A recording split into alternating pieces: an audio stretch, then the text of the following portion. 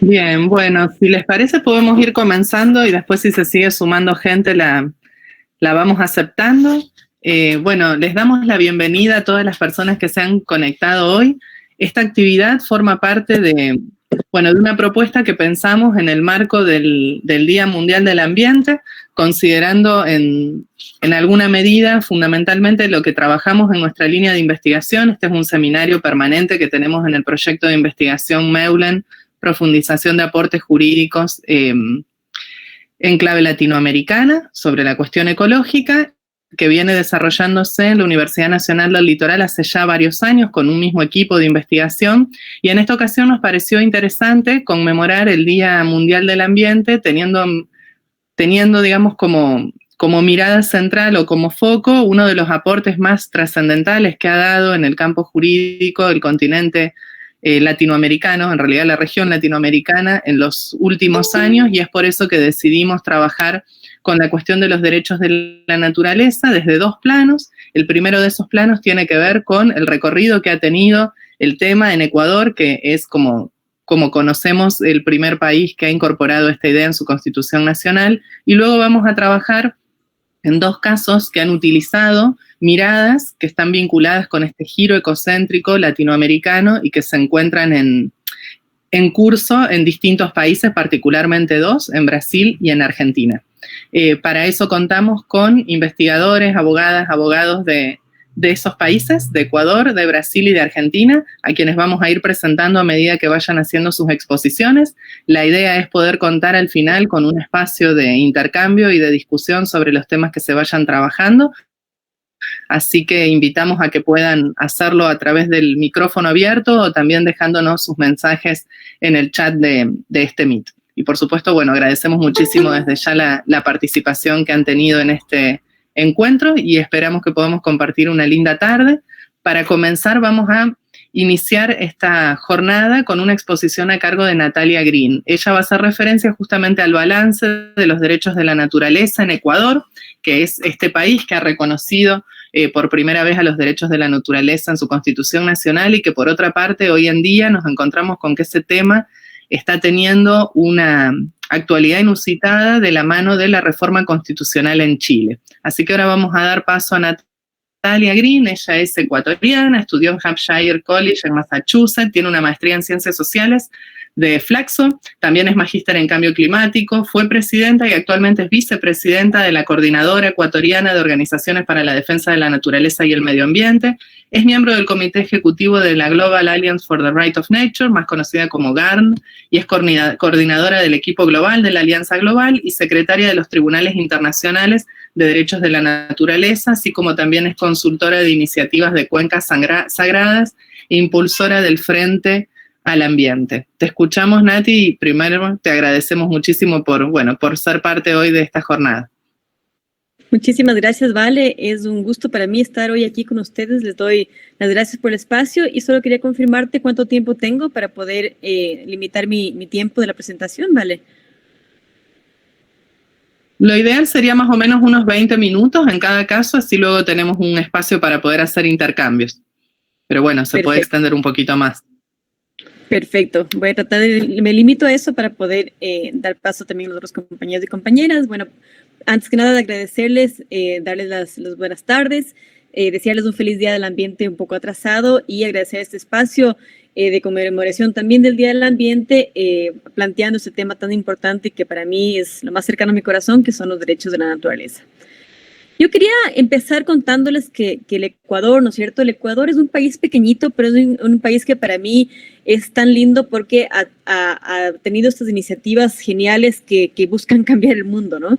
Ustedes saben, por ejemplo, que tenemos esta meta que nos pone el IPCC y que nos pone también la Agencia Internacional de Energía de mantener inexplotadas 2/3 de las reservas de combustibles fósiles, que esa ya es una necesidad para justamente no alcanzar este gran aumento de la temperatura que cada vez lo vemos más cerca, lo sentimos más cerca y que prácticamente no solamente implica que dejemos de utilizar combustibles fósiles, sino que dejemos bajo tierra reservas petroleras.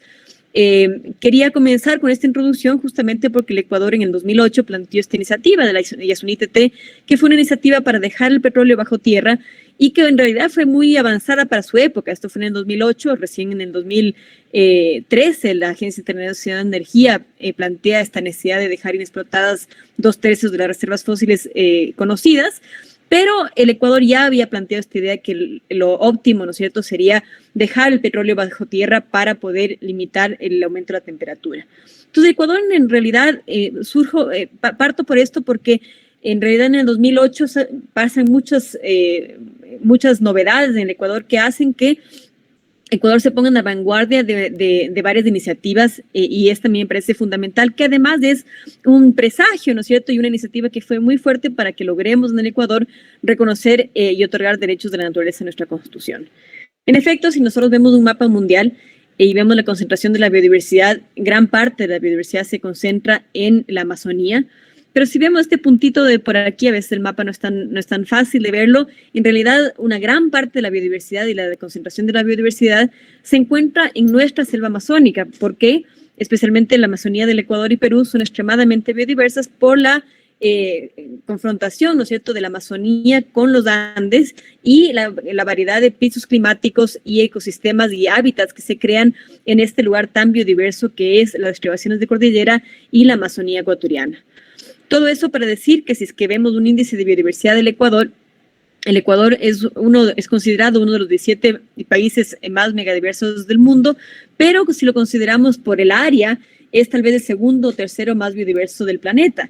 Entonces, empiezo con estos antecedentes porque son importantes para entender por qué Ecuador toma este gran paso de dar derechos de la naturaleza. Y aquí ven, si nuestra costa también era muy biodiversa, se ha deforestado en un gran porcentaje y nos van quedando remanentes importantes como lo que es el Chocó andino, pero es especialmente nuestra Amazonía donde se concentra la mayor parte de la biodiversidad.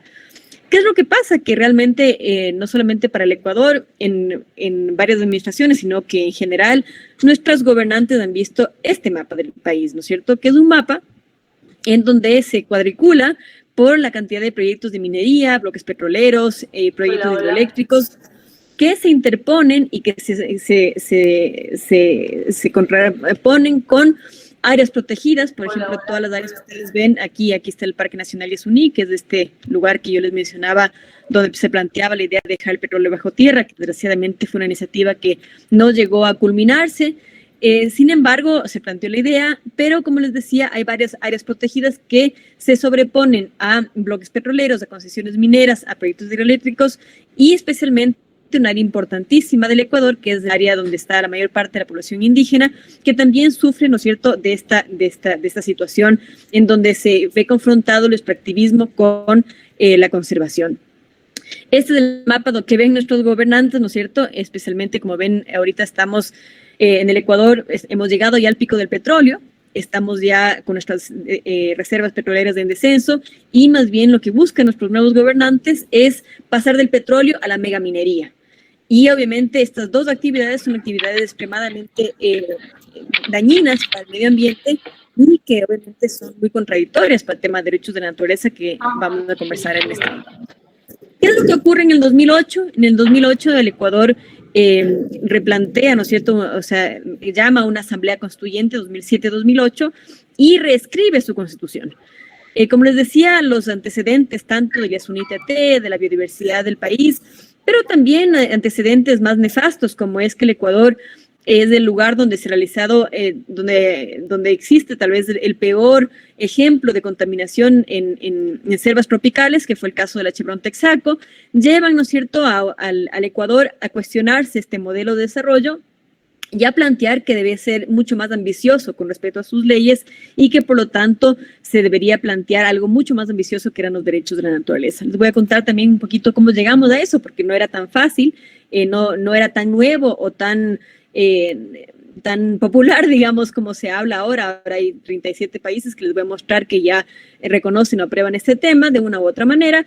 Esto era muy nuevo en el 2008, sin embargo, era un momento de cambio, era un momento en el que el Ecuador en toda la década de los 90 había cambiado a 3 presidentes, nos habíamos dolarizado, y era un momento en que el Ecuador estaba listo para dar cambios, ¿no es cierto?, fundamentales, y esto es exactamente lo que ocurre en el 2008. ¿Qué se reconoce en el 2008? Se reconoce los derechos de la naturaleza, entonces se reconoce que la naturaleza tiene el derecho a la existencia, a la regeneración, al mantenimiento de los ciclos vitales, estructura, funciones y procesos evolutivos y a la restauración integral. Estos son prácticamente los 4 derechos que incluimos en el capítulo 7 de nuestra Constitución, pero que son extremadamente importantes porque, por ejemplo, planteamos la regeneración y no solamente la reparación, que es lo que se habla generalmente en el ámbito del derecho ambiental. No queremos solamente reparar o reparar un daño, tal vez cuando no existe un daño, una reparación posible con una reparación económica. Lo que buscamos es la regeneración de la naturaleza, que es justamente cómo lograrían cumplirse los derechos de la naturaleza. Y a nuestro modo de ver, y es por eso que litigamos ahora mucho en cortes nacionales, el rato que nosotros planteamos el tema de la restauración integral, actividades como la megaminería, el petróleo y otros ecocidios, especialmente en lugares con alta biodiversidad, para nosotros son no solamente contradictorios, sino violentan en sí mismos los derechos de la naturaleza. Como les decía, los derechos de la naturaleza plantean un nuevo paradigma, que es un paradigma necesario, ya que el derecho ambiental no ha sido suficiente. A mí me gusta mucho hablar de los derechos de la naturaleza planteando este ejemplo de la esclavitud. Estamos liberando a la naturaleza, otorgándole derechos, ¿no es cierto? Derechos que la naturaleza tiene, pero que todavía no han sido reconocidos en varios sistemas jurídicos y que son importantes porque en vez de decir pégale a tu esclavo, ¿no es cierto? Sé bueno con tu esclavo y pégale 4 veces en vez de 10, le estás diciendo no debes pegar a tu esclavo porque es una persona y no merece ese trato. Por lo tanto, el derecho ambiental que te plantea, tú puedes contaminar tu río con tanto porcentaje de mercurio, con tanto porcentaje de toxinas, lo que tiene que decirte es no debes contaminar el río. Es decir, estamos planteando una relación diferente con la naturaleza y por eso los derechos de la naturaleza son un paso más allá del derecho ambiental. El derecho ambiental es totalmente ecocéntrico, los derechos de la naturaleza son ecocéntricos. Como les decía, esta es un poco la línea del tiempo que hemos construido desde la Alianza Global y en el 72 solamente estaba, ¿no es cierto?, este artículo de Christopher Stone de deberían tener los árboles derechos, se hablaba muy poco del tema. Es en el 2006 que Tamaco Borough, un pequeño pueblo en Estados Unidos, plantea los derechos de la naturaleza en su ordenanza municipal para luchar contra el fracking. Pero es finalmente en el 2008 en el que, como les decía, nosotros en el Ecuador logramos plantear los derechos de la naturaleza en la Constitución y el movimiento empieza a crecer de gran manera. Es así como en el 2010, ¿no es cierto?, se reúne la cumbre de Cochabamba. La cumbre de Cochabamba plantea esta conferencia mundial de los pueblos por el cambio climático, los derechos de la madre tierra, que logran una declaración que se llama la Declaración Universal por los Derechos de la Madre Tierra, que es lo que nosotros usamos como jurisprudencia para los tribunales internacionales. Y ese mismo año más tarde creamos la Alianza Global.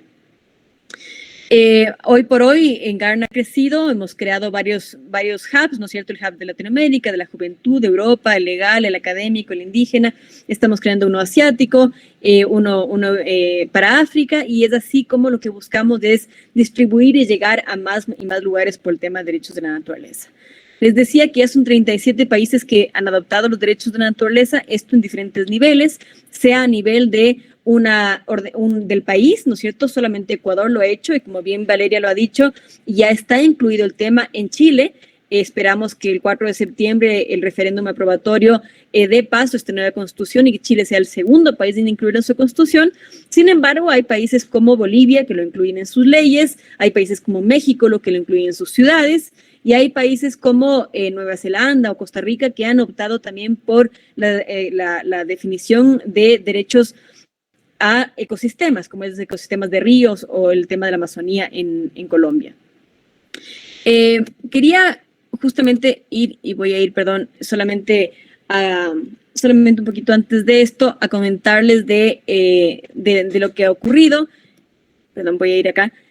Primero, que nosotros hemos logrado llevar el tema de los derechos de la naturaleza a tribunales internacionales de derechos de la naturaleza para que se pueda normalizar el concepto y para que se puedan llevar las voces de diferentes pueblos, entendiendo que esto no es algo que se restringe solo a Ecuador o solo a Bolivia o solo a los países amazónicos o solo a los países andinos, sino que es un problema global y que todo el mundo realmente puede promover estos temas, ¿no? Hemos tenido 6 tribunales internacionales y ha sido una experiencia muy interesante de poder normalizar este concepto. Pero lo que les mencionaba es que Latinoamérica ha tenido un avance bastante importante porque, bueno, ahora vemos lo que está ocurriendo con Chile. Ustedes en Argentina también tienen varias propuestas de municipios para incorporar el tema de derechos de la naturaleza. Bolivia lo tiene sus leyes, Brasil lo tiene para el Río 12, reconocimiento que se está buscando para el Río San Francisco, y Perú tiene un proyecto de ley sobre los derechos de la naturaleza, Panamá pasó una legislación nacional. Entonces realmente podemos sentirnos orgullosos de vivir en un continente que ha promovido y donde se está impulsando mucho los derechos de la naturaleza. Volvamos de Ecuador entonces para contarles cuáles son un poco estos casos de vanguardia. El Ecuador tiene 6 casos que han sido seleccionados por la Corte Constitucional. A mí me parecía muy importante hablarles sobre este tema porque es por primera vez en la última corte, que duró 4 años, que empiezan a incorporarse y a tratarse temas de derechos de la naturaleza. La Corte Constitucional antes no había recibido estos casos en casos anteriores y ahora los empieza a desarrollar de una manera magistral. Les menciono, por ejemplo, el tema del río Piatúa, que es un ejemplo en donde nos demuestra que un proyecto que contaba con todas las bajo el esquema del derecho ambiental, con todas las normas para poder proceder, que contaba con sus permisos, con la licencia ambiental, iba a afectar permanentemente la vida de fauna y flora, especialmente alguna que estaba afectada y que estaba que endémica de la zona y por lo tanto podía extinguirse, y se bloquea este proyecto justamente porque las comunidades quichuas plantean el tema de los derechos de la naturaleza. Es el caso de los cedros.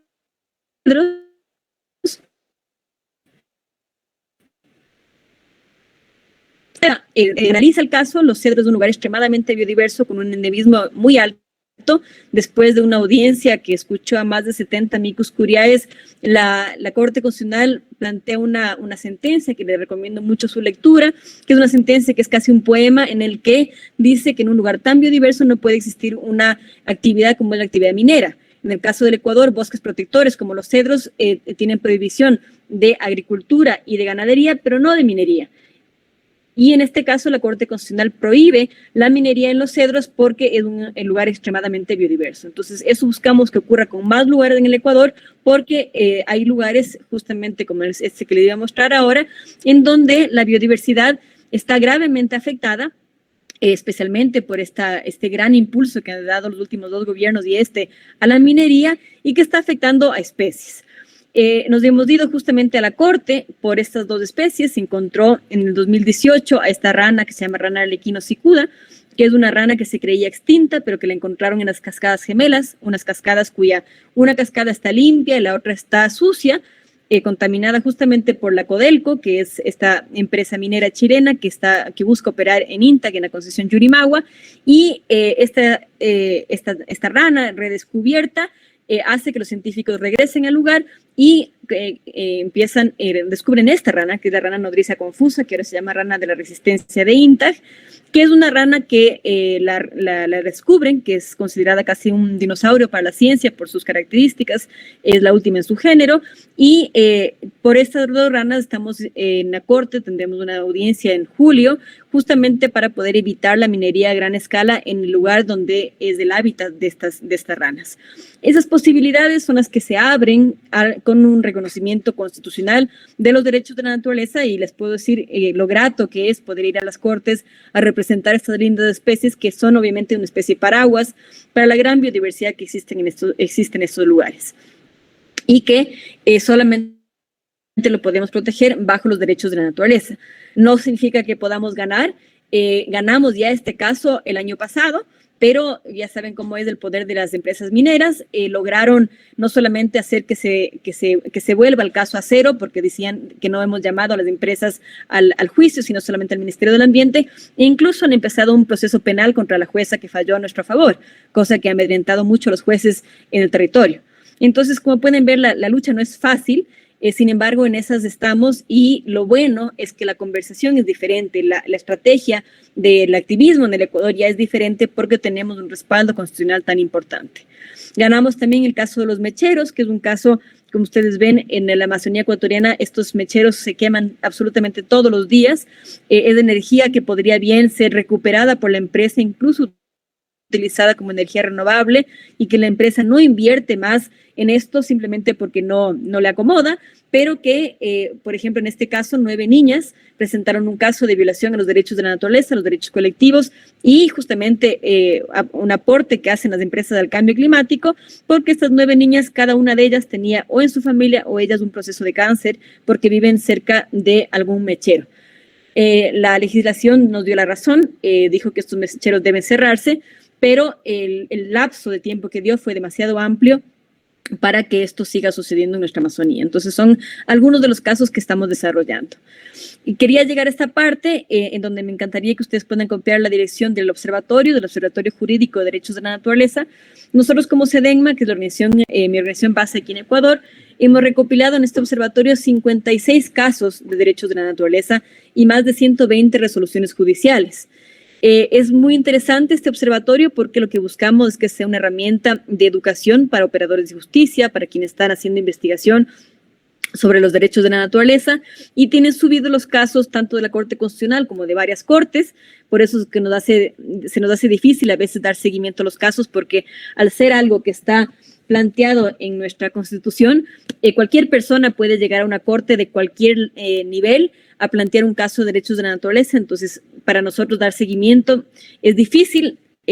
Vale resaltar que somos organizaciones de la sociedad civil. Esto es algo que no lo hace el Estado, lo hacemos como sociedad civil, pero sí buscamos dar seguimiento estoy segura que hay más casos, para tratar de visibilizar el desarrollo y el Estado, justamente lo que buscamos hablar hoy del balance de los derechos de la naturaleza, indicando que de estos 56 casos, la mayoría han sido resueltos de manera favorable para la naturaleza, muchos de ellos en combinación con derechos colectivos, es decir, por ejemplo, la violación a los derechos de la naturaleza y la ausencia de consulta previa, libre e informada, y unos pocos casos han sido perdidos.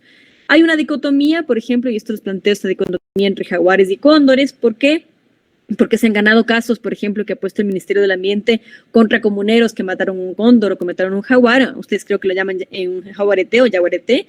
Y sí, está bien, obviamente se tiene que penalizar a quienes comitan estos crímenes. Sin embargo, no se han podido detener extracciones petroleras o mineras que afectan a mucho más jaguares y mucho más cóndores que lo que puede hacer la matanza de un solo individuo. Entonces, sí, para decir que hay varios casos de todo tipo, pero que sí se ha avanzado. A mí a veces me frustra porque seguimos luchando contra el extractivismo en el Ecuador, pero los abogados de la vieja escuela me dicen que ya tener 56 casos es un gran avance para el Ecuador. A mí me gustaría ya que podamos tener una moratoria completa al extractivismo en el Ecuador gracias a nuestra Constitución y nuestros preceptos constitucionales, pero vamos en eso, vamos avanzando. Y yo quería contarles entonces qué es lo que ha pasado. Hay un cambio en la sociedad, decirles que el Ecuador no reconoce los derechos de la naturaleza desde abajo, no con una gran base social, no fue con un gran movimiento social, sino que en realidad fue casi de arriba para abajo, se plantea en la Constitución y después ha ido llegando a toda la población. Sin embargo, hoy por hoy nuestra base social es una juventud que por 14 años ha escuchado el tema de los derechos de la naturaleza y tiene muy claro que que son diferentes a los derechos ambientales y que la naturaleza es en efecto un sujeto de derechos. Que hay una contradicción, por supuesto, entre lo que es el desarrollo sostenible y este paso a un nuevo paradigma que son los derechos de la naturaleza. Ha sido todavía muy declarativo, ¿no es cierto? Se ha planteado varios casos, se han incorporado en varias leyes, pero no se ha podido detener este gran extractivismo que es el petróleo y la minería.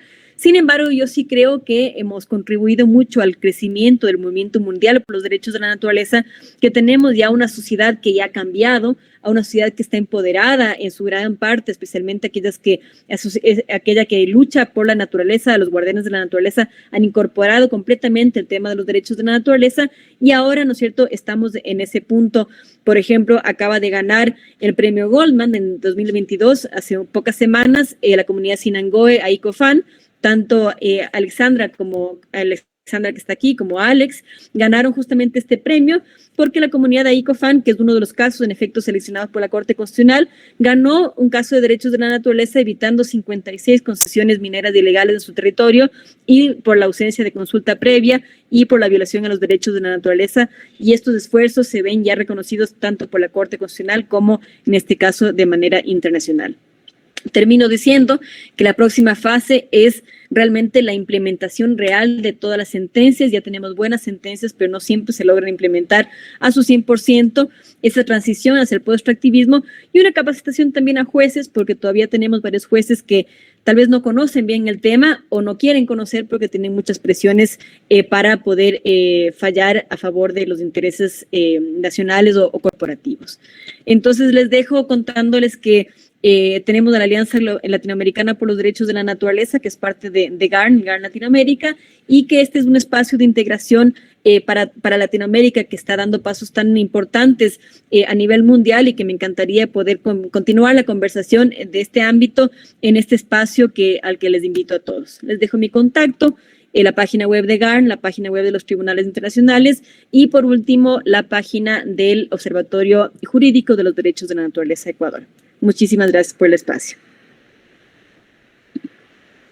Muchísimas gracias, Nati. La verdad que muy interesante tu presentación y nos permite ver bastante el derrotero que ha tenido en este tiempo el reconocimiento de los derechos de la naturaleza en tu país.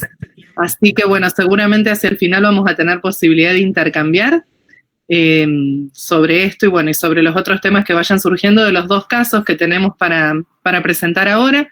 Uno de ellos, el primero de hecho que tenemos en la programación, es un caso de aquí, de Argentina, que tiene que ver con el Delta del Paraná, y contamos para la presentación del mismo con una de las abogadas que interviene en el caso, que es la abogada Aldana Sassi. Ella es abogada y también es magíster en Derecho Ambiental por la Universidad Nacional del Litoral y por la Universidad de Limoges, y es abogada militante ambientalista, forma parte de distintas organizaciones sociales y además es abogada de esta y de numerosas otras causas ambientales, sobre todo en la provincia de Entre Ríos, que tenemos aquí al lado. Y bueno, siempre está presente en nuestras actividades y no es la primera vez que la invitamos a compartir su valioso trabajo. Aldana, no sé si vos tenés presentación. Sí, pero voy a ver si puedo. Bárbaro, probamos. No tengo los permisos. ¿No? ¿Puede ser? No, me parece muy raro porque Meet no pide permisos. Debes dar permiso si quieres compartir la pantalla. No sé dónde Pero a Nati no le di ningún permiso. No, bueno. Claro, eso es lo que no sé. Bueno. Siempre hay algún tema, porque a Nati no le di ningún permiso, Aldana, no me aparece alguna cuestión de permisos acá, a ver. Entonces no voy a poder compartir porque esta computadora es media nueva y no sé a qué se refiere con que Si no, si querés mandarme el PowerPoint, lo comparto yo. Vale, solamente para el permiso que piden es el permiso de tu computadora, que permite de configuración que dar el permiso. Configuración. A ver, voy a configuración.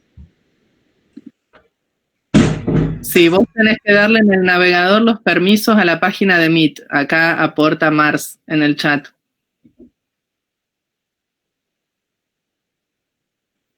Sí, me muestra poquitas cosas configuración. A ver si la única que puede ser.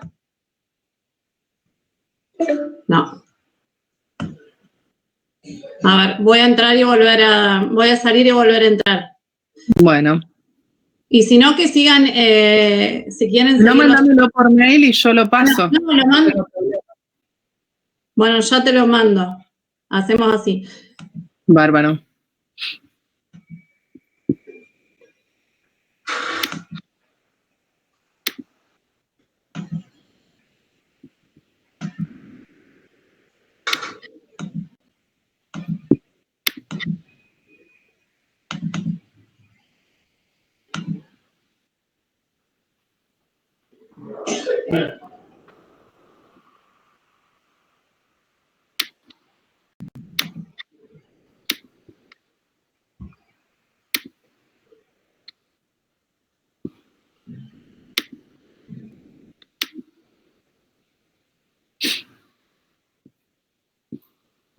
¿Me lo mandaste? Se está juntando, ahí va. Ahí pongo tu correo y va. Bueno. Ahí fue.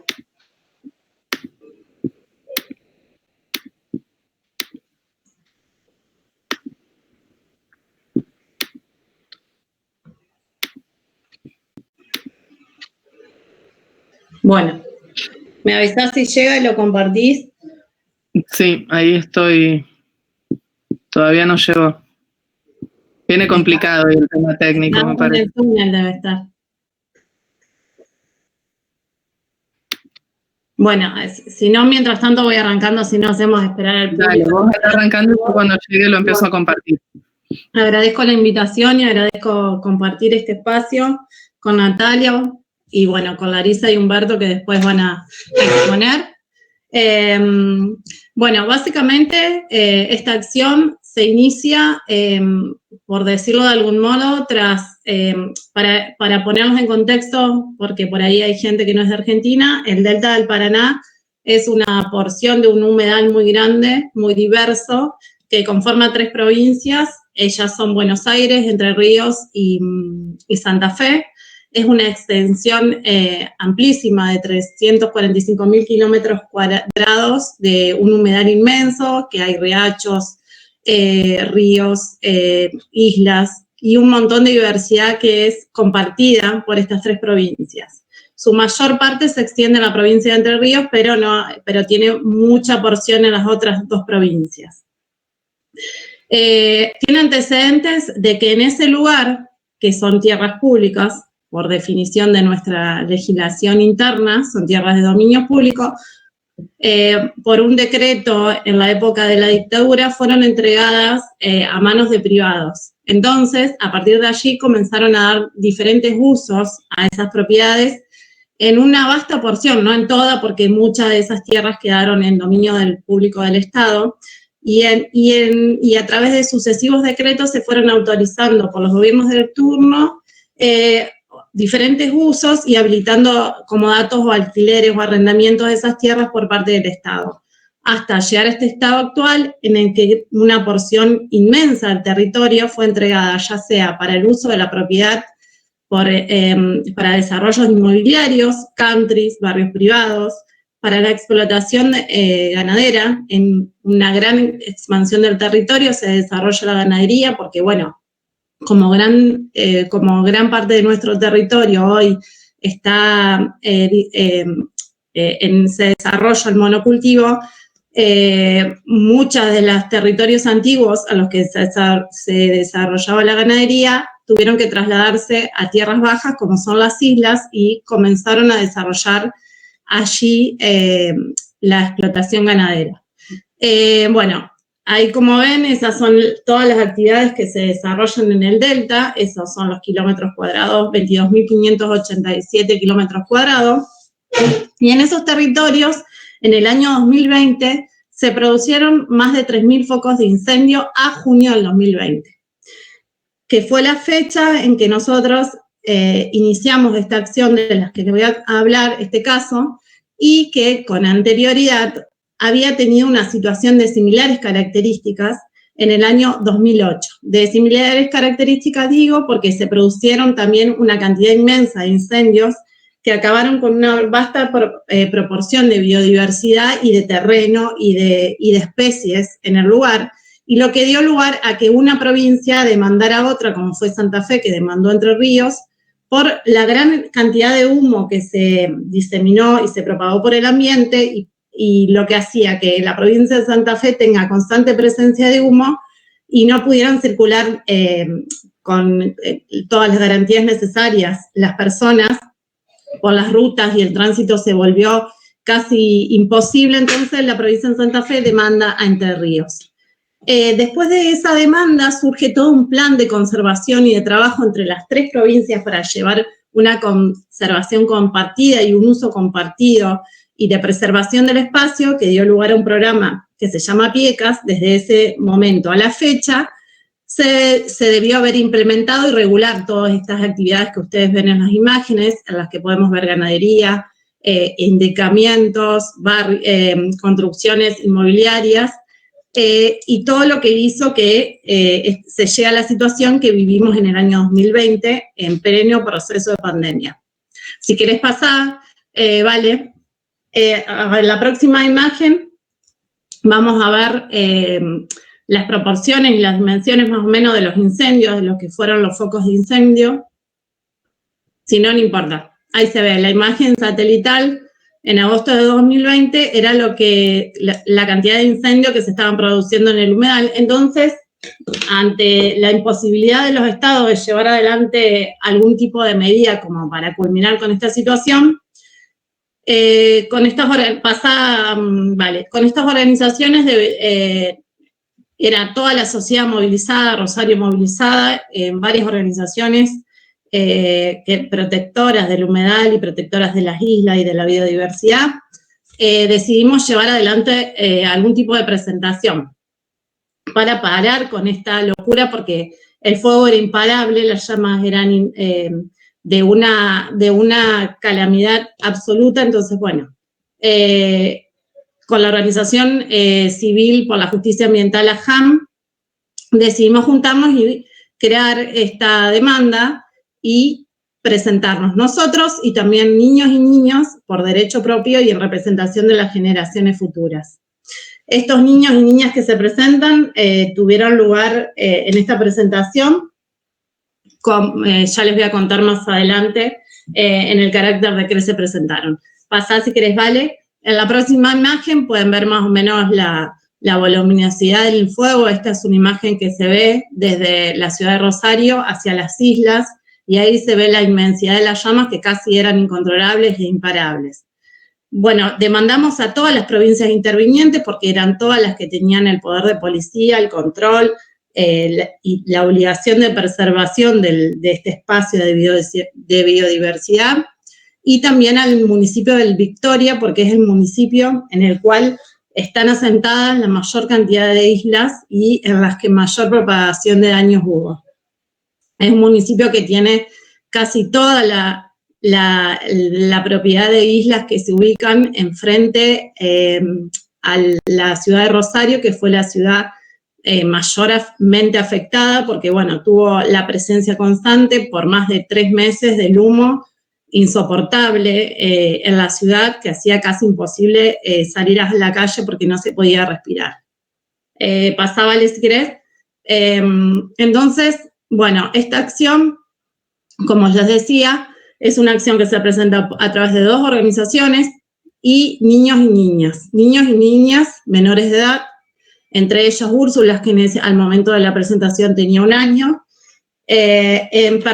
Gala, al momento de la presentación tenía 1 año, y otros niños más como sujetos transtemporales y transespaciales, basados en esta concepción de que, bueno, no era solamente la necesidad de proteger este territorio por el daño que se estaba perpetrando en ese momento y por la contaminación que se estaba produciendo, sino la necesidad de preservar estos espacios a prosperidad, y por el legado de confianza que se había depositado en estos gobernantes actuales, que iban a guardar, resguardar y preservar ese espacio por la obligación que habían asumido por nuestro artículo 41 de la Constitución, y ellos como acreedores de este derecho de acreedores de esta obligación del Estado de preservarlos. Esta obligación de confianza de la que les hablo, la pudimos recoger de la doctrina de la confianza pública, que es una doctrina que se aplicó en el caso de Juliana contra Estados Unidos, bueno, caso que hoy no tiene los resultados que tuvo en las primeras instancias, pero bueno, fue una demanda también que iniciaron niños y jóvenes de 9 a 18 años en Estados Unidos, y partían de la base de un fideicomiso público en el que los bienes eran entregados al Estado para su administración y que el Estado se comprometía a resguardarlos y administrarlos para, a prosperidad, como fideicomisario, garantizar la entrega de estos bienes tal como se le habían cedido. Bueno, sobre esa base del legado de confianza y del principio intergeneracional y el principio de solidaridad, fundamentamos esta acción. También la fundamentamos por la participación de jóvenes en esta demanda y por la firma de los convenios sobre la participación de Argentina en todas las obligaciones de cambio climático. También fue una acción que se consideró de litigio climático por el espacio a preservar, por la cantidad de beneficios que brinda este espacio y por las obligaciones que habían sido asumidas y los compromisos que asumió Argentina en el Convenio Marco de Naciones Unidas y las obligaciones de reducción, por ejemplo, de emisiones de gases de efecto invernadero y por justamente las emanaciones que se estaban produciendo a través de la quema, por la actividad que se desarrolla en el lugar, por la función que cumplía el humedal, etcétera, etcétera. También la fundamentamos como una acción de litigio climático y a su vez porque, bueno, las generaciones futuras son las garantes de esa preservación para mitigar el avance del cambio climático para poder llevar adelante su vida en los próximos 30, 40, 50 años. Avanzar si querés, ¿vale? Bueno, el objeto de la demanda fue un objeto bastante diverso porque a través de esta demanda lo que se intenta es la declaración del sujeto de derecho al delta del Paraná, que todo es este ecosistema esencial para la mitigación y adaptación al cambio climático. Y ¿en qué fundamentamos especialmente esto? Después más adelante me explayo.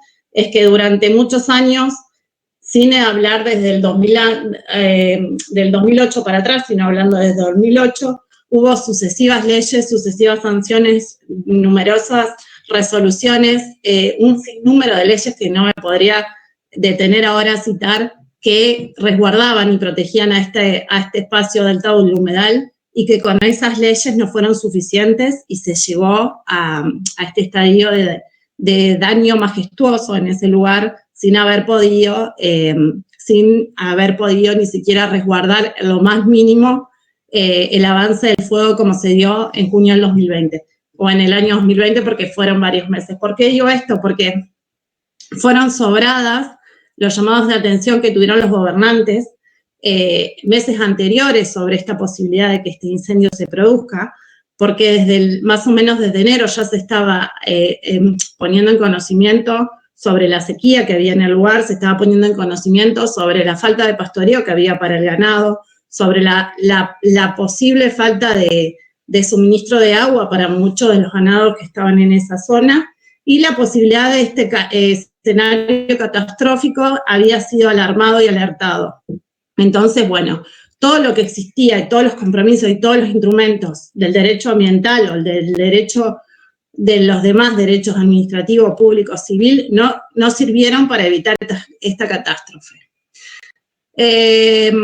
Entonces, dentro del objeto también solicitamos que se ordenen a las provincias demandadas la elaboración e implementación de un ordenamiento territorial y un plan de regulación de los usos del suelo basado primeramente en poder determinar de quiénes estaban en manos de quiénes estaban esas tierras, porque en la actualidad no se sabe quiénes son las personas que ocupan esos espacios y no se sabe tampoco el carácter de uso ni de dominalidad. Se pudo saber después que había un montón de arreglos entre funcionarios y privados que eran arrendadas esas tierras sin ningún tipo de contrato. O, por ejemplo, tenemos empresas internacionales, como el caso de Bernagri, que explotó miles de hectáreas y destruyó y endicó un montón de canales y de ríos en el humedal, porque no hay un ordenamiento en absoluto, no se sabe ni siquiera dónde están los límites interprovinciales.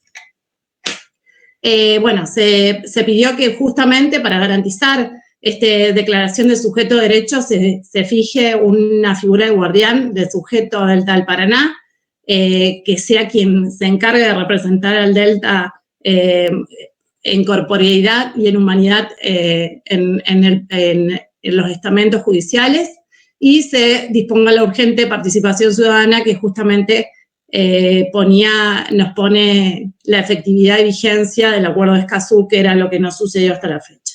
Si pasa, vale. Bueno, a su vez acompañamos, porque sabiendo los tiempos de la Corte y sabiendo el grado de daño que se estaba perpetrando, una medida cautelar que tenía por objeto la urgente creación de un comité de emergencia ambiental para mitigar todos los efectos que se estaban produciendo, teniendo como base los compromisos asumidos en el Convenio Marco sobre Cambio Climático. Se ordene la paralización de cualquier actividad que pueda generar un impacto, que pueda generar la propagación de estos incendios, y se ordene la generación en un plazo de 90 días de la información catastral y dominial que ponga en evidencia quiénes son los que están en posesión de las tierras que se estaban incendiando en ese momento. Avanzada, si querés, ¿vale? Nosotros decíamos que porque era necesario protegerlo, presentamos un montón de estudios de biólogos, estudios científicos y informes de especialistas y técnicos que daban cuenta de la calidad de lo que significaba este humedal para la vida misma del sistema vivo en la Tierra, no solamente del hombre, sino de todo el sistema que se interrelaciona en el humedal, las especies, todas las miles de especies de la distintas biodiversidad que se desarrollan en el lugar. Y a su vez presentamos un informe de Aseñolaza, que era un biólogo, que tuvimos la posibilidad de leer, en el cual él hacía un comparativo entre la vida del humedal, que tenía vida propia, vida que era asimilable a la de un animal. Él nos enseñó que el pulso de inundación y sequía, o pulso hidrosedimentológico que tiene el delta, se puede asimilar al corazón de un animal, que hace que la sangre circule por sus venas. Y esto es lo que sucede en un humedal cuando funciona y sus condiciones sistémicas no son impedidas por el hombre. A través de su pulso de sequía e inundación hacen que todo el valle y todo el sistema pueda tener la vida misma que necesita y toda su diversidad se pueda desarrollar. Entonces hicimos una comparación con los organismos, los aparatos reproductores de los humanos y de los animales, relacionándolo como podíamos decir que para nosotros era un elemento más de la naturaleza, pero que a su vez tenía vida propia. Pasaba, si querés, con las imágenes podrán ver que, bueno, son similares las características de estos ríos que corren por los verdes y se pueden asimilar a las venas de cualquier sistema humano. Y bueno, fundamentamos mucho con esa fundamentación técnica que le daba sustento a esta idea de organismo vivo y esta idea de vida constante y latente y esta necesidad de protección. Para pasar, ¿vale? Para poder fundamentar, como bien explicaba Natalia, nos costó un poco poder fundamentar desde la órbita de lo jurídico antropocéntrico, esta idea de la necesidad de dotar de derecho a la naturaleza, o el delta en este caso, porque, bueno, justamente en el ámbito del derecho no existe algo parecido al derecho en el ámbito de la naturaleza, sí existe en el ámbito humano.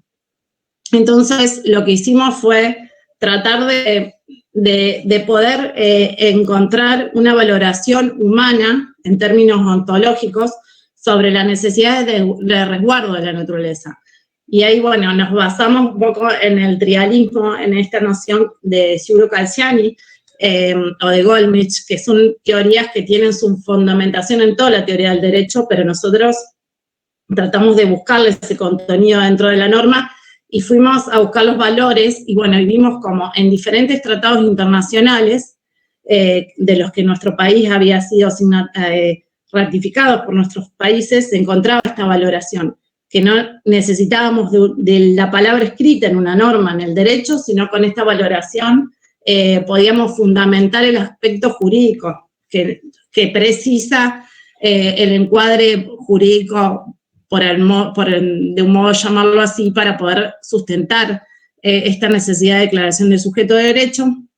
Les cito como ejemplo, por ejemplo, la Convención sobre el Comercio Internacional de Especies Amenazadas de Fauna y Flora Silvestre, en su preámbulo, dice que reconociendo que la fauna y la flora silvestre en sus numerosas, bellas y variadas formas constituyen un elemento, yo casi que no leo, irreemplazable de los sistemas naturales de la Tierra, que son y que deben ser protegidas. Bueno, ahí no sé qué pasó con la configuración, pero se me borró. Es como que en todas estas valoraciones que se hacen en estos cuerpos que citamos, se abre la interdependencia todo el tiempo, de la interdependencia y de la necesidad de proteger a todos los seres vivos que conforman el planeta.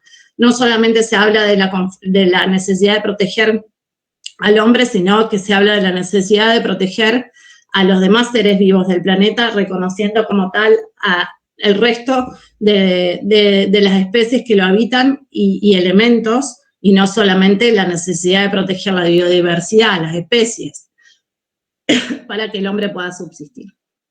Entonces hicimos esa valoración para fundamentar justamente la norma jurídica que le dé resguardo a esa protección.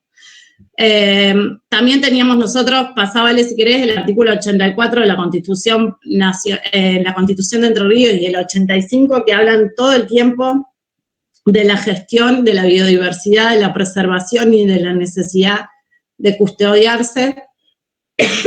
Y tenemos como única constitución en el país una constitución que protege a los humedales y la libertad y la imposibilidad de interrumpir la libertad de sus aguas y la libertad de los ríos.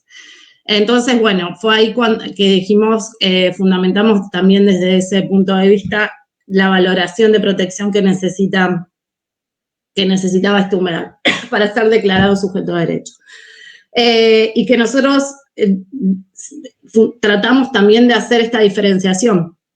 No sirvieron todas las normas de protección, pero tampoco sirve el derecho ambiental para protegerlo.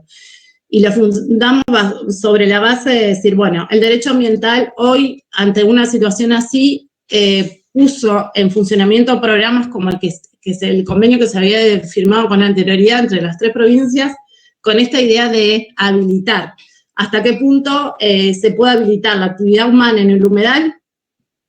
Sería como la contracara de los derechos de la naturaleza, es decir, que son normas que protegen para habilitar la actividad humana, no para restringirla, sino que tiene un montón de instrumentos a través de los cuales, por ejemplo, la evaluación de impacto ambiental habilita tal o cual actividad en una determinada zona. Nosotros decíamos, bueno, no podemos pedir una evaluación de impacto ambiental porque sabemos y conocemos que en muchas oportunidades las hacen las propias empresas y se presentan a imagen y semejanza de un copy-paste de lo que han hecho en otras presentaciones, y lo que se consigue justamente es darle un aval a una cierta actividad para que se siga desarrollando y desplegando. Nosotros necesitábamos ir más allá y cambiar esa lógica de que son herramientas para posibilitar la actividad humana en determinados lugares donde, si no existieran esas herramientas, no se no se habilitaría cierta actividad. Y bueno, sobre esta idea de decir esta necesidad de cambiar la lógica de protección, que no puede quedar solamente plasmada en un cuerpo o en una norma, sino la necesidad de traspasar los cuerpos jurídicos, es decir, esto debe ser un hecho político, que debe ser una connotación de reencambre social que ponga el eje en la discusión de ver cómo nos paramos frente a la naturaleza, cómo nos paramos hacia los otros demás seres que habitan este planeta, para poder empezar a protegernos unos a otros y para poder subsistir. Y así también puedan seguir subsistiendo las generaciones venideras y garantizarle un mínimo derecho a poder disfrutar de un ambiente sano. No sé qué sigue, ¿vale? Bueno, es todo lo que le estaba diciendo, que todo lo hecho hasta la fecha no sirve, y nosotros estamos en el estadio de que la Corte Suprema admitió la competencia de nuestra causa porque se presentó como causa originaria ante la Corte Suprema. En ella convergen otras acciones que se han instalado y se han presentado para evitar la propagación del daño que se estaba perpetrando en el humedal, pero son acciones que buscan justamente reparar el daño, evitar el daño, con una visión, un sesgo un poco más antropocéntrico, pero bueno, tuvimos la instancia de contestación de todas las presentaciones, que son 4 acciones que tramitan en la causa, en una sola causa, convergen en una sola causa que está llevando adelante la Corte, pero tuvimos la suerte de poder leer todas las contestaciones, que son un sinnúmero de expedientes administrativos acompañados de más decretos, más sanciones, más declaraciones de emergencia, pero en la contestación de la Municipalidad de Victoria, el intendente de Victoria dice que es cierto que la ciudad de Victoria, aún sin rol específico en el plan de manejo del fuego, la provincia de Entre Ríos, la Nación y Rosario dispusieron medidas que resultaron insuficientes para extinguir los incendios en forma inmediata. Inmediata se refiere a que estuvieron 3 meses intentando apagar el fuego. La extinción la produjo la naturaleza con una lluvia de 45 milímetros en la zona ocurrida los días 2 y 3 de septiembre. ¿Qué queremos decir con esto? Que el hombre no puede acabar con lo que él mismo hace. O sea, el daño perpetrado en la naturaleza solamente se resuelve si se interrelacionan todo el sistema. Y es la propia naturaleza la que le ha dado la lección a la municipalidad a la hora de responder la demanda, diciendo, la verdad que el hombre no pudo con la inmensidad del fuego, fue la propia naturaleza la que le dio su cura. Bueno, les agradezco a ustedes por la escucha y espero que se haya comprendido. Muchas gracias. Muchísimas gracias, Aldana. Sí, se comprendió perfecto y luego seguro que vamos a tener un espacio para poder intercambiar sobre el caso al final, junto con Nati y bueno, con Humberto y con Larisa también, que ahora van a exponer sobre un caso en Brasil, que también es un caso en marcha y que está bastante relacionado con el caso que acaba de exponer Aldana también, por bueno, razones que seguramente ellos van a comentar, ella y él.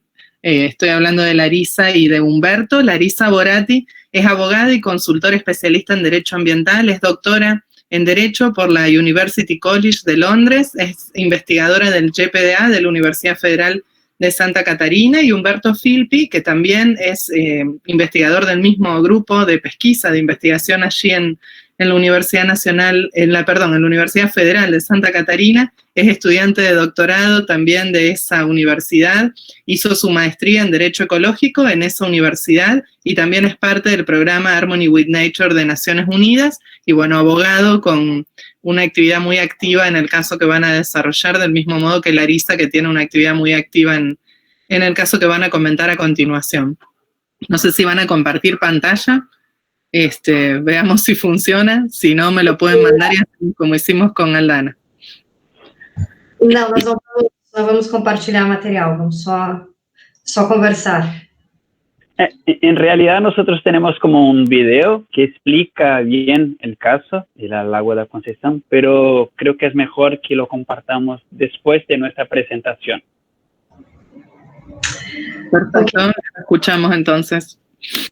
Então, boa tarde a todas e todos. Eu agradeço a professora Valéria pelo convite e pela oportunidade de nós participarmos dessa conversa e peço licença a todos que estão nos ouvindo e participando aqui para eu falar em português, como eu já havia combinado com ela. E o meu colega Humberto, né, que vai compartilhar aqui a fala, pode me auxiliar com alguma tradução necessária, caso algum termo, enfim, alguma questão técnico-jurídica precise de alguma tradução especial.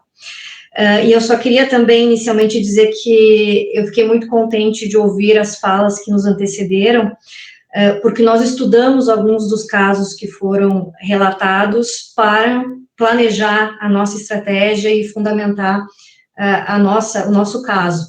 Então, eu aproveito também a oportunidade para cumprimentar a Natália e a Aldana pelo trabalho que elas têm desenvolvido e também tem servido de inspiração em outras jurisdições. Eu vou apresentar algumas informações gerais sobre o caso, para contextualizar, e depois, na sequência, o Humberto vai falar mais detalhadamente sobre as questões de direito material e as estratégias. Acho que assim nós conseguimos nos organizar e ficar dentro do tempo.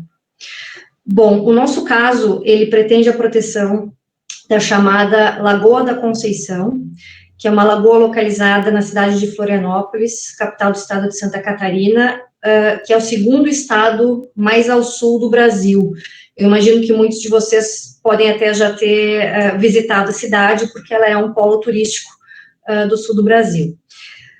A cidade, ela está localizada numa área insular, numa ilha, e, portanto, tem uma grande beleza natural e também uma riqueza ecossistêmica muito relevante para a região.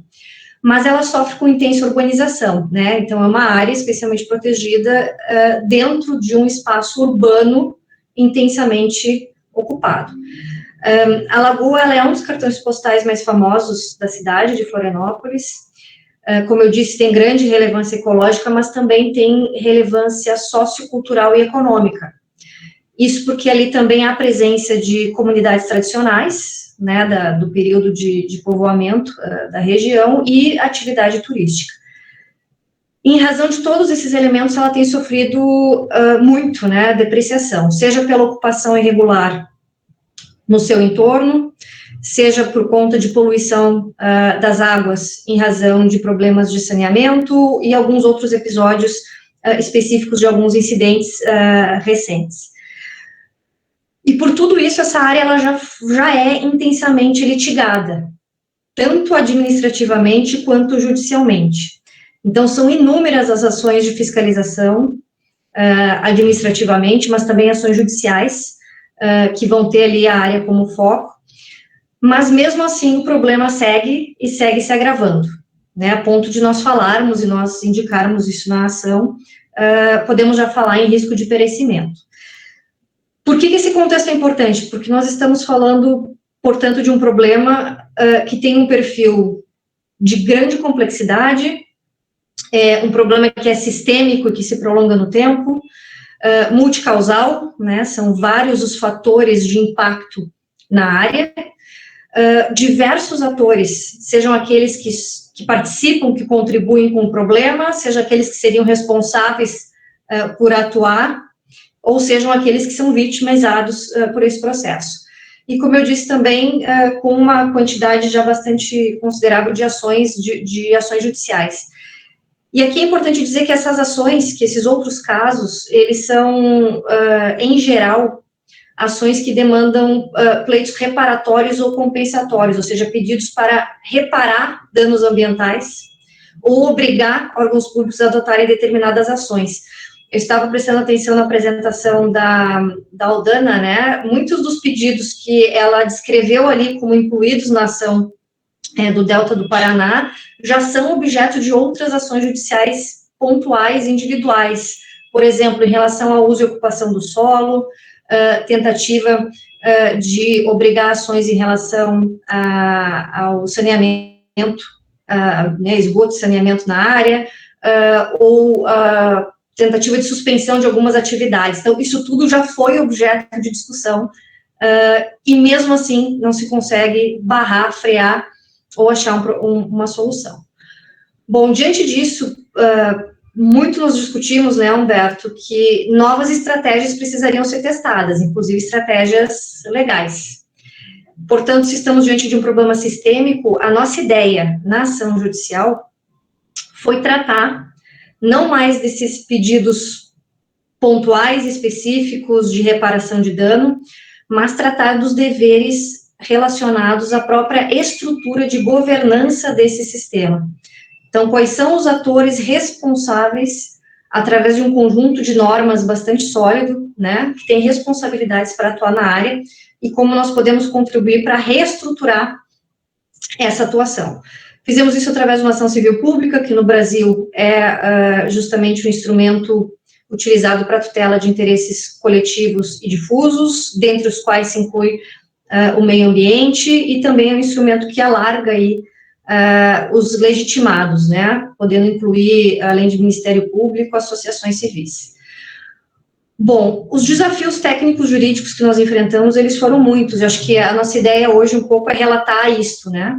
As apresentações anteriores já entraram a fundo também em alguns fundamentos legais, mas talvez compartilhar os desafios na prática.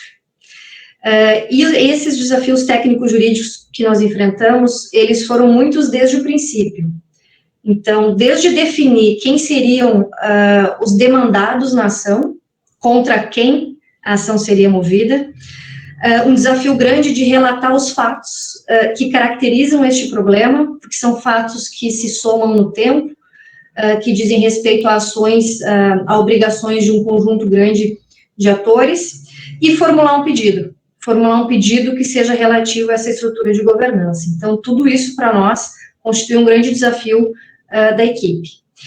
É importante para nós compartilhar com vocês também que foi articulada uma rede de colaboração, considerando a dificuldade, a complexidade do caso. Então, nós trabalhamos a partir da experiência de grupos de pesquisa da universidade, com a contribuição de pareceristas, né, de experts voluntários de diversas áreas, do direito, biologia, sociologia, geografia, história, que contribuíram com estudos técnicos e pareceres jurídicos para esse processo, e também foi muito importante o diálogo com a comunidade. Eu e o Humberto, nós integramos o grupo de advogados que representam os autores da ação. Esses autores são 3 organizações civis, locais e regionais, que foram constituídas justamente com o objetivo de promover proteção ao meio ambiente. O Ministério Público ingressou posteriormente na ação, apoiando os autores, e os demandados, né, a ação é movida contra o município de Florianópolis e o estado de Santa Catarina, e alguns dos seus departamentos que são responsáveis pela gestão ambiental. E também nós incluímos a Companhia de Águas e Saneamento do estado de Santa Catarina.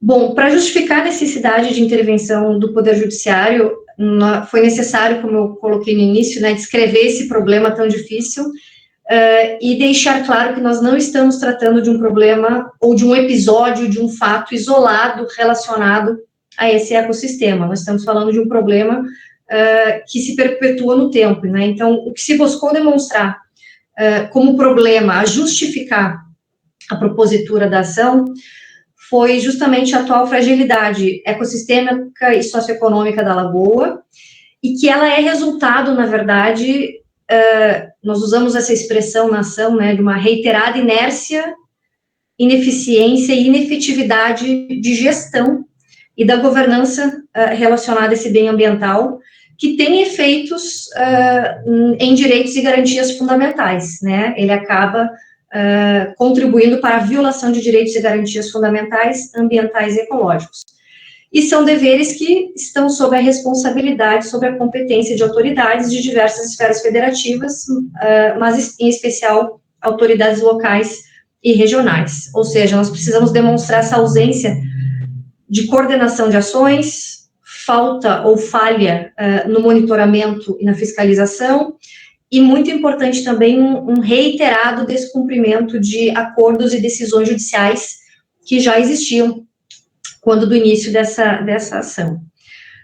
Como fundamento, então, a proposta é assegurar a proteção de processos ecológicos essenciais relacionados a essa área, o direito ao meio ambiente ecologicamente equilibrado e esses deveres de governança que não têm sido observados.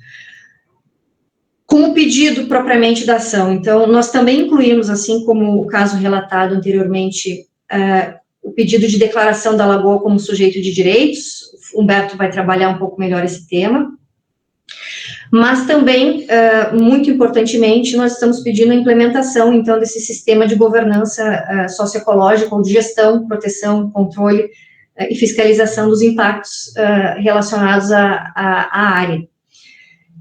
E como promover essa reestruturação de governança, nós indicamos a necessidade de criação de uma Câmara Judicial de Proteção da Lagoa, ou algum órgão similar, né, que vai atuar de forma a auxiliar o juiz da causa a tomar decisões e também vai discutir um plano de ações que no futuro vão reestruturar todo esse sistema. Bom, Humberto, como eu disse, vai trabalhar um pouco melhor as questões de direito material, entre elas a questão da natureza como sujeito de direitos. Eu queria, só para encerrar aqui essa parte inicial, fazer um destaque muito rapidamente a alguns aspectos procedimentais. E por que isso? Porque aqui também tem uma inovação e muita dificuldade da equipe jurídica em trabalhar essa questão.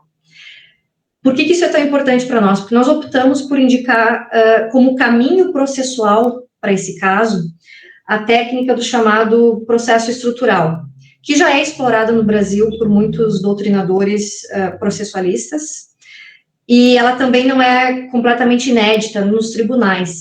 Já existem casos paradigmáticos utilizando isso. E do que se trata?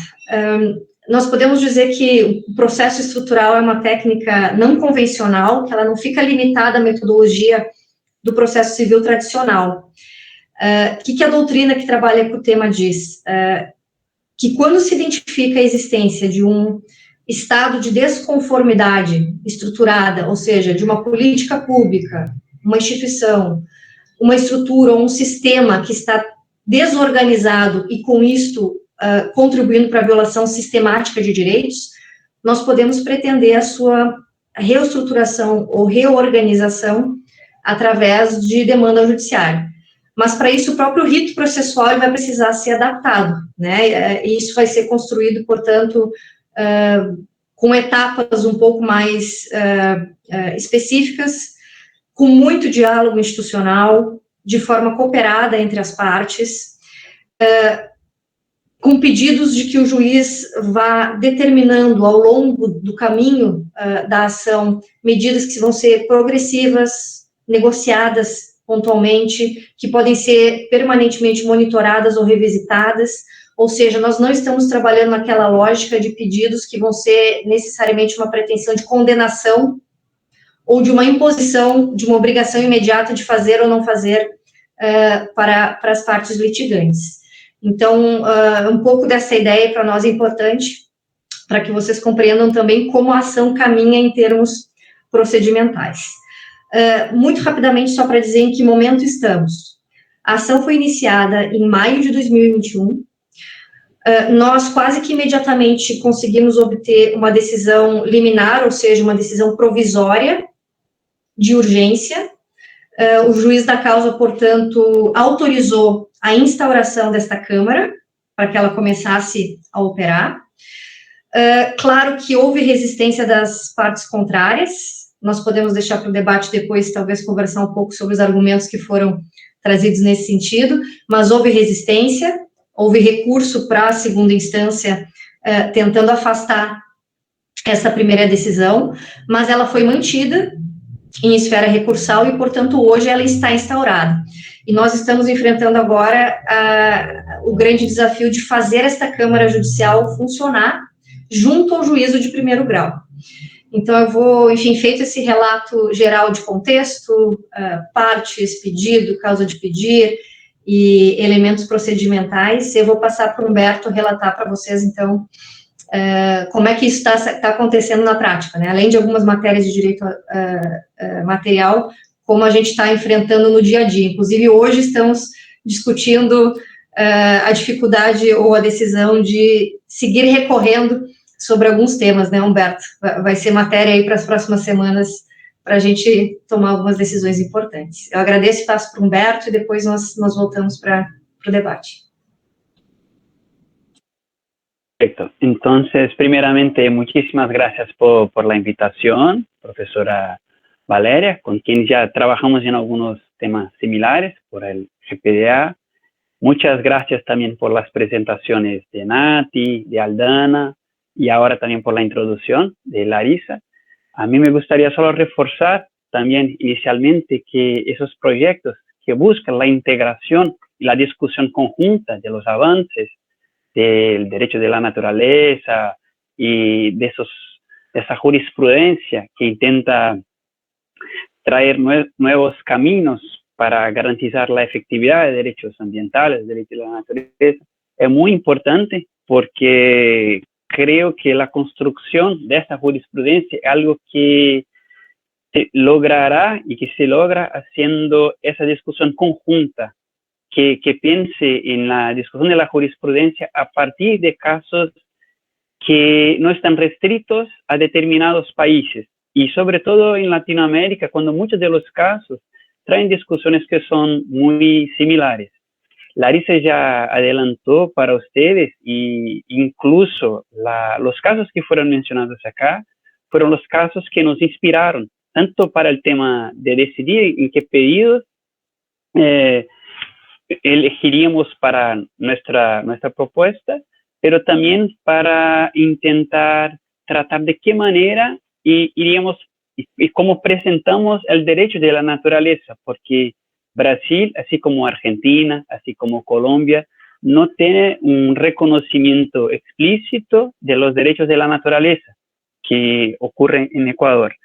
Pero hay muchos avances en la interpretación ecológica de las normas ya existentes que llevan a esa posibilidad de adopción de un paradigma ecológico. Entonces yo parabenizo mucho esta oportunidad de poder compartir y discutir conjuntamente y de buscar esa integración, ¿no?, de argumentos respecto de los derechos de la naturaleza y de esos casos que tratan del derecho ecológico. Como la colega Larissa también ya adelantó, yo quería solo puntuar entonces que nuestra acción, la Acción Civil Pública da Lagoa da Conceição, tiene como un objeto central discutir la gobernanza socioecológica que involucra la Laguna de la Conceição como sujeto de derecho, pero también un grupo de actores que son responsables por la gobernanza y por la protección, por la manutención y por la gestión del ecosistema y de todo que está relacionado con ese ecosistema. Y teniendo como objeto la gobernanza judicial socioecológica, nosotros partimos como un presupuesto fático para poder discutir esa gobernanza. El hecho de que existe un problema estructural, como Larissa ya adelantó también, que involucra una irresponsabilidad organizada, o sea, que existen muchas atribuciones, pero muchas veces esas atribuciones no son debidamente cumplidas, y que todo eso llevó a cabo de una situación de peligro de la ocurrencia de gravísimos daños ambientales que afectan las poblaciones, que afectan la economía, pero nosotros destacamos en nuestra acción que afectan sobre todo y a partir la propia naturaleza, y en el caso a la Lagoa da Conceição. Entonces, teniendo ese problema estructural como el contexto para discutir la gobernanza socioecológica, nos quedó la responsabilidad de cómo presentar lo que sería la gobernanza socioecológica que íbamos a discutir, porque es una gobernanza socioecológica que involucra no solo las instituciones políticas, pero involucra el propio judiciario, que con la acción nosotros buscamos también dar una preponderancia y dar el papel central del propio judiciario, que es quien tiene el deber de proteger las poblaciones y la propia lagoa, según nosotros defendemos la acción, de garantizar una efectiva gobernanza socioecológica y un efectivo acceso y protección de los derechos. Para fomentar el diálogo con lo que ya fue dicho por Nati y por Aldana, yo pienso que es importante centrar también la presentación, porque no tengo tiempo para hablar de todos los argumentos jurídicos que discutimos en la acción, pero creo que es muy importante traer cómo que construimos el argumento al respecto del derecho de la naturaleza y el derecho de la Laguna de Concepción. ¿Por qué? Porque para eso partimos de 3 presupuestos. Un presupuesto que creo que es común en lo que todo que ya se habló ahora, que es el tema de los avances del derecho de la naturaleza en América Latina. Nosotros utilizamos la jurisprudencia del caso de Río Atrato, del caso de la Amazonia colombiana, incluso el caso del Delta del Paraná, para defender la posibilidad de traer esa discusión en el caso de la Laguna de Concepción. Y traímos esa jurisprudencia incluso para construir nuestros pedidos al respecto de cuáles son los derechos de la naturaleza que buscamos proteger, y también sobre la figura que Larissa también ya adelantó, que es la figura del guardián o de la existencia de un grupo de expertos que quedaría responsable también por la protección del ente natural. Y ahí, después de toda esa experiencia compartida desde América Latina, nosotros partimos para un segundo pilar de nuestros argumentos, que también es similar a muchos casos, sobre todo de Argentina y de Colombia, que es la existencia de una interpretación ecocéntrica, tanto de los derechos humanos, pero de la propia Constitución de Brasil. Entonces nosotros traemos un abordaje no antropocéntrica que valoriza y incluso ya es ampliamente difundida la propia jurisprudencia brasileña y la doctrina brasileña al respecto de una dignidad ecológica, de derechos humanos ecológicos y de la interdependencia que existe en la protección de los derechos humanos y del derecho de la naturaleza, como algo que es necesario para garantizar el ejercicio y el gozo de derechos humanos. Y al final traemos algo que es muy novedoso y creo que puede ser inspirador para la discusión, que es el hecho de que en Florianópolis, donde está ubicada la Laguna de Concepción, hay una legislación municipal que trae la discusión, que recomienda e incluso trae la obligatoriedad de que las políticas públicas reconozcan los derechos de la naturaleza para lidiar con temas ambientales.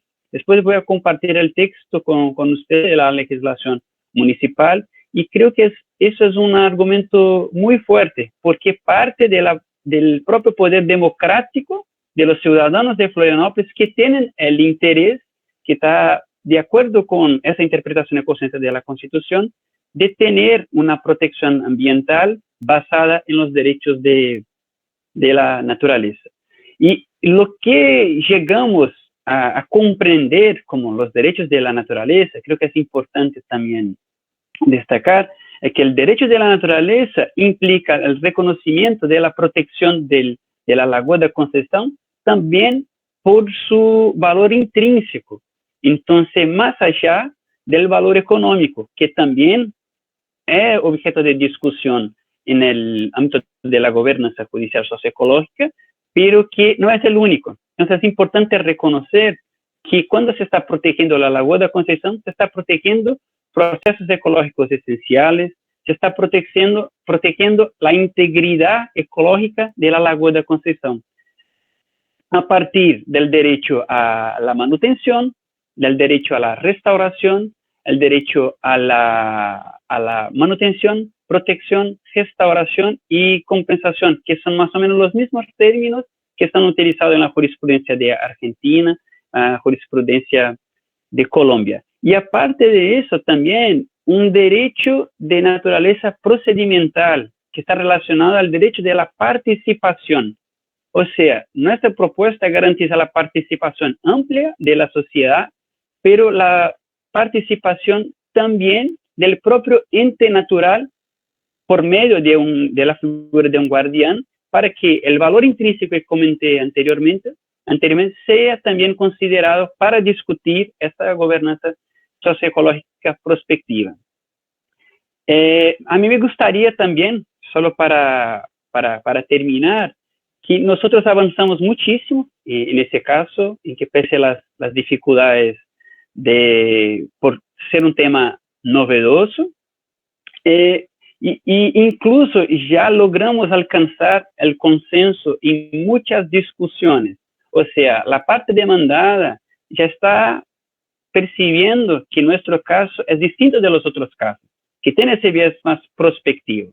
Y ahí me gustaría destacar que la idea de traer la discusión de los derechos de la naturaleza termina por ayudar y la integración de las partes que dejan de tener como un comportamiento de conflictivo en relación y pasan a tener un comportamiento más de cooperación para proteger un tercero, pero un tercero que el trabajo de todos y que los derechos humanos que están siendo discutidos está directamente relacionados. Entonces, a partir de la discusión y buscando mejorar y efectivar la gobernanza judicial socioecológica, a partir de los derechos de la naturaleza, terminamos por buscar, yo creo que estamos avanzando en ese sentido, avanzar en el sentido consensual al respecto de la efectividad de la norma ambiental. O sea, para garantizar la norma ambiental, a una norma ambiental que no tiene el carácter ecocéntrico, a partir de la interpretación ecocéntrica y a partir de la discusión de los derechos de la naturaleza, conseguimos efectivar conjuntamente los derechos humanos y los derechos de la Lagoa da Conceição.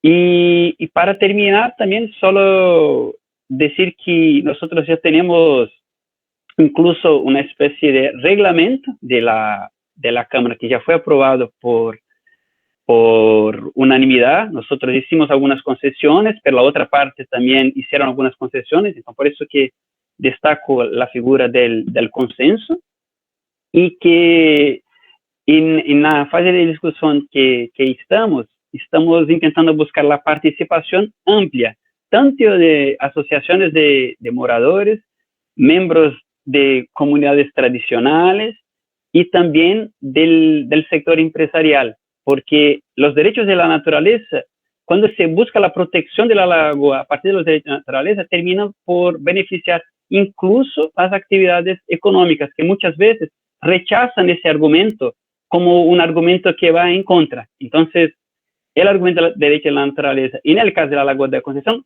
termina a ser como un argumento integrador. Y creo que eso fue más o menos lo que yo destaqué solo para empezar el debate. Y muchas gracias más una vez por la oportunidad de participar de este evento. Muchísimas gracias, Larisa y Humberto. La verdad que fue muy, muy grato escucharlos como siempre, y bueno, son casos muy interesantes y ha sido todo un recorrido muy, muy intenso y muy interesante Yo aquí ya fui identificando algunas preguntas que tenemos en el chat, así que si les parece voy por orden de aparición. Hay una primera pregunta de Luciano Florit para Nati Green, que dice lo siguiente: entiendo que el reconocimiento de los derechos de la naturaleza en Ecuador ha tenido papel crucial de los pueblos indígenas, de los pueblos originarios y sus cosmovisiones como factor de legitimidad política. ¿Podría hablar un poco sobre el grado de eficacia o efectividad que los derechos de la naturaleza están teniendo con relación a los territorios de estos pueblos? Ale, ¿quieres que contestemos de una vez? Sí, si les parece, sí. Sí, perfecto. Sigo con las otras preguntas. Muchas gracias. Perfecto, gracias por la pregunta, Luciano. Y Fernando, solamente no te contesté en el chat. Si es que sabes del caso, me encantaría conocerlo. En nuestra línea de tiempo no teníamos un caso en el 2003, entonces eso también estaba en el chat. Pero Luciano, encantada, te respondo la pregunta. Sí, en efecto, como decía, los derechos de la naturaleza en Ecuador no surgen de un movimiento social, es decir, no es como el movimiento de las mujeres, ¿no es cierto?, que lleva a reconocer derechos políticos de las mujeres después de todo el movimiento feminista, sino que aparece un poco de arriba para abajo por la instancia histórica de la Constitución. Y te puedo decir que estuve participando en ese proceso y fue muy grato cuando hablábamos, por ejemplo, con los pueblos indígenas, les decíamos, bueno, estamos aquí por el tema de derechos de la naturaleza, y me acuerdo de varios compañeros y compañeras, uno de ellos me dijo, ¿cómo es posible que su Constitución no reconozca que la naturaleza es sujeto de derechos, ¿no? Me pareció muy interesante ese punto porque, claro, las constituciones tienden a ser instrumentos muy occidentales, en donde los pueblos indígenas no se involucran tanto. Entonces decía su constitución así como un instrumento completamente blanco mestizo, ¿no? Y además les llamaba la atención que no reconozca los derechos de la naturaleza, sino tan obvio y tan evidente que la naturaleza, por supuesto, tiene derechos. Eso, incluyendo también el hecho de que cuando ya tuvimos este reconocimiento, hicimos muchos recorridos por comunidades indígenas, y hay comunidades que ni siquiera tienen la palabra derechos en su vocabulario. ¿Por qué? Porque no es parte de su cosmovisión el dar derecho a algo. Sin embargo, no necesitan dar ese derecho para respetar la naturaleza, para garantizar su vida, para garantizar sus derechos, porque viven, no quiero generalizar, no es el caso de todos los pueblos indígenas, pero en su mayoría su cosmovisión va en relación, en coherencia con la preservación de la naturaleza, que es su madre, que es su bosque, que es su proveedor todo el tiempo, ¿no? Entonces, fue crucial en el momento en que había un debate y decían, pero ¿por qué meter los derechos de la naturaleza, etcétera? Y para nosotros fue crucial un argumento, que fue el incluir derechos de la naturaleza en la Constitución. Democratiza a este instrumento, que es un instrumento que normalmente ha sido un instrumento occidental y que queremos que sea un instrumento ecuatoriano. Y los ecuatorianos, pese a que la población indígena es baja, es solamente un poco más del 10% de la población, culturalmente somos todos indígenas o mestizos. Tenemos muy arraigado la cultura indígena en el Ecuador, y por lo tanto el incluir este reconocimiento que proviene de la cosmovisión indígena democratizaba este instrumento tan occidental. Y el grado de eficacia yo creo que ha sido súper interesante, porque los pueblos indígenas se han dado cuenta que pueden complementar los derechos colectivos con los derechos de la naturaleza. Y es decir, por ejemplo, el caso que mencionaba, del caso de Aiko Fanes y Nangoe, y otros casos más, son casos en los que ellos tal vez hubiesen ido a la corte solo para reclamar la ausencia de la consulta previa en su territorio, pero incluyen ahora los derechos de la naturaleza y fortalecen su lucha, y es así como incluyen estos dos derechos que se ven violentados en la mayor parte de los casos de manera conjunta, y ganan los casos. No siempre, pero en los casos que se han ganado, se ganan o uno o el otro o ambos. Entonces, sí ha sido eficaz en muchos casos el tema de complementar los derechos de la naturaleza con los derechos colectivos. No siempre se han ganado los casos, pero sí creo que también ha empoderado mucho a los pueblos indígenas, que ahora, si bien es cierto, no fue una propuesta del movimiento indígena, se sienten completamente relacionados porque responde a su cosmovisión. Entonces, definitivamente fortalece el movimiento indígena y el movimiento ambiental en general, y el movimiento, en realidad, de las resistencias, ¿no? El movimiento de la resistencia minera en Ecuador tiene un componente indígena muy fuerte, pero no es solamente indígena, sino también mestizo. Entonces, espero ahí haber solucionado tu pregunta, Luciana. Gracias por ella. Muchas gracias, Nati, muchas gracias, sí. Gracias, Muchas Valeria. gracias, Nati. Ahora recupero una pregunta que es para Aldana, que apareció cuando Aldana estaba exponiendo, de hecho, y es de Jessica Melo. Ella pedía si podrías indicar un poquito más la base ontológica que usaron para fundamentar en razón de la carencia jurídica que tenemos aquí en Argentina, ¿no? Respecto de los derechos de la naturaleza, que no los tenemos reconocidos de manera expresa en ningún cuerpo legal. Justo vi que abandonó la charla, pero bueno, contesto, porque capaz que sí, me parece que nos interesa a varias personas de las que estamos acá. Nosotros inventamos, ¿por qué? Porque, bueno, si estaría Goldmich, yo sé que nos retaría un poco, porque utilizamos la teoría del derecho de la que nosotros no estamos acostumbrados a usar, que es el trialismo. Tengo la base de fondo, que es mi hijo con la tablet, que ya no lo puedo contener. Si se escucha, me avisan. El trialismo dice que el derecho no está solo conformado por la norma plasmada en el escrito de la norma, sino que también se compone de hechos y de la justicia. O sea, es una corriente que tiene esta visión trialista de lo que nosotros conocemos como la norma. Entonces, fundamentando esa teoría del derecho, nosotros reconocimos la presencia de la norma también en los valores. Estos valores los encontramos en cuerpos internacionales. Hicimos toda una recompilación de compendio de normas internacionales y buscamos en los fundamentos, que son los que dan origen a estas normas. Y, por ejemplo, encontramos como fundamentos de la Carta Mundial de la Naturaleza de la Asamblea General de Naciones Unidas, que entendía que la especie humana es parte de la naturaleza y la vida depende del funcionamiento ininterrumpido de los sistemas naturales, que son fuente de energía y de materias nutritivas. Toda forma de vida es única y merece ser respetada, cualquiera sea su utilidad para el hombre. Hablando de toda forma de vida es única y merece ser respetada, nosotros decimos, bueno, ahí está justamente los derechos de la naturaleza. Toda especie debe ser respetada.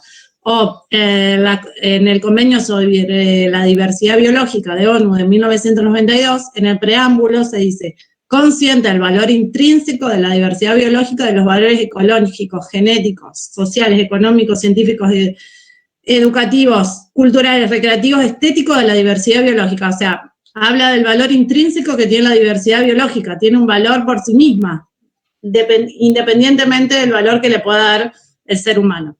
Entonces, el hombre. Entonces, a través de todos estos considerandos, que nos leímos bastantes considerando que es algo bastante tedioso y largo, encontramos estas valoraciones y este reconocimiento a los derechos de la naturaleza plasmado en esta visión trialista del derecho. Que no lo sé si la aplicamos bien, no la aplicamos, pero bueno, fue como darle una base normativa a algo que no existía. Y también, bueno, sí, a través de todos los casos jurisprudenciales que ya nombraron mis colegas, tratamos de darle esa fundamentación, porque la jurisprudencia comparada también es parte del derecho para justificar una acción, ¿no? Así que, bueno, a través de todo eso hicimos esta fundamentación de cómo visualizar esa necesidad de protección que viene a través de cuerpos jurídicos. Muchas gracias, Aldana. La verdad que es un gran tema ese, sobre todo para países donde no está expresamente desarrollado este reconocimiento, que bueno, Brasil es otro de los casos. Y ahora justo hay una pregunta para Larissa. Voy a leer en mi precario portugués, Larissa. De Márcia Santos Souza Fernandes. Dice, Larissa, você acredita que o éxito da ação da Lagoa da Concepción se dá também pelo precedente T622 da Corte Colombiana, considerando que no Brasil a ação em prol de Bacia do Rio Doce em 2016 sequer teve o seu objeto reconhecido? Como foi o diálogo de vocês com os movimentos existentes no Brasil em torno do reconhecimento dos direitos da natureza no Brasil? Y manda saludos al profesor Volkmer y Cristiane Derani. Importante a pergunta da Márcia pelo seguinte, esse tema do reconhecimento de direitos da natureza ainda não foi enfrentado na ação, né? Então, ainda não houve manifestação sobre isso, nós estamos num momento, né, processual de reconhecimento, de conhecimento da ação, e brigando dia a dia, né, Humberto, para que ela sobreviva e siga, porque há muitos enfrentamentos processuais nesse caminho. Então, a decisão provisória, a decisão liminar, ela é sobre a constituição desta Câmara Judicial, ou esse comitê de expertos, para discutir o problema e começar a traçar um plano de ação. Mas, enfim, não houve manifestação ainda sobre o mérito. Mas isso é importante porque nós sabemos das dificuldades no Brasil ainda sobre o reconhecimento disto, e essa foi uma das razões pelas quais este não foi o nosso único pedido. Este, sim, é o pedido principal, declaração da Lagoa como sujeito de direitos, mas não foi o único, justamente como estratégia processual e um receio de que a ação fosse rechaçada já desde o seu princípio. Então, por isso, nós somamos a esse pedido essa questão da governança e da Câmara Judicial. Estamos muito ansiosos para saber qual vai ser o posicionamento e quando isso vai acontecer. E aí, quando ela fala de... você acredita que o êxito da ação... Então, isso para dizer, para nós já foi uma vitória o conhecimento da ação e o seu prosseguimento até aqui pelo juiz, ainda que seja um enfrentamento desse tema de mérito ainda. Mas o fato de a ação estar andando também, eu acho que é importante, não sei se o Humberto concorda, né, Humberto, é porque o juiz de primeiro grau, ele está muito próximo do caso. E ele já enfrentou, né, essa mesma instância judicial já enfrentou diversas ações em outros momentos e são conhecedores. O Poder Judicial ali é conhecedor das dificuldades de implementação, inclusive de ordens judiciais. Então, nos parece que há uma motivação também para que isso se desenvolva, né, para que a ação permaneça andando e se desenvolva. E as conversas, ali, outra pergunta sobre os diálogos com demais movimentos, né, o diálogo ele aconteceu mais localizado, porque este é um tema muito local, né, então não houve para esta ação uma mobilização mais ampla nacional. Ela acontece muito com as comunidades que são diretamente impactadas e ali localizadas. Não sei se o Humberto quer contribuir com alguma questão. Solo quería puntuar, yo estoy intentando hacer la presentación en castellano, pero cualquier duda también avísame, porque mi novia es argentina, entonces nosotros hablamos mucho en castellano y yo intento practicar también con ustedes el castellano, pero yo estoy plenamente de acuerdo con Larissa, que nosotros no tuvimos la análisis del pedido final, pero yo creo que las estrategias que estamos tomando es que primeramente podríamos lograr el reconocimiento del derecho de la naturaleza por medio de un acuerdo con las partes, porque a Lagoa da Conceição es un ecosistema central en el municipio de Florianópolis, y eso llama mucho la atención de todos los que están involucrados. Entonces, incluso para defender algo contra la Lagoa da Conceição, considerando la importancia, incluso para la identidad de la gente de Florianópolis, todo lo que representa la Lagoa da Conceição,